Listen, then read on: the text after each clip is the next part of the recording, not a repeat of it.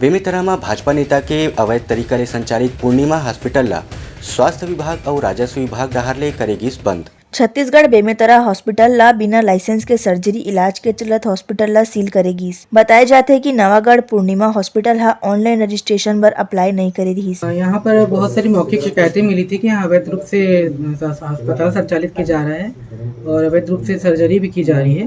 उसके लिए 1 तारीख को हमने यहाँ पर टीम के साथ निरीक्षण किया था, इंस्पेक्शन किया था और उनको शो कॉज नोटिस दिया था। 3 दिन के भीतर जवाब मांगा था, तो जवाब उनकी तरफ से प्रस्तुत नहीं किया गया है। तो आज हम एसडीएम सर के आदेश के अनुसार यहाँ पर आके अस्पताल को सील किया जाए। ये पूर्णिमा हॉस्पिटल है, बेमेतरा रोड नवागढ़ में। बिना रजिस्ट्रेशन के हॉस्पिटल चलत रहीस। हॉस्पिटल भाजपा नेता जगजीवन खेर के बताए जाते। ब्यूरो रिपोर्ट उतलंगा न्यूज।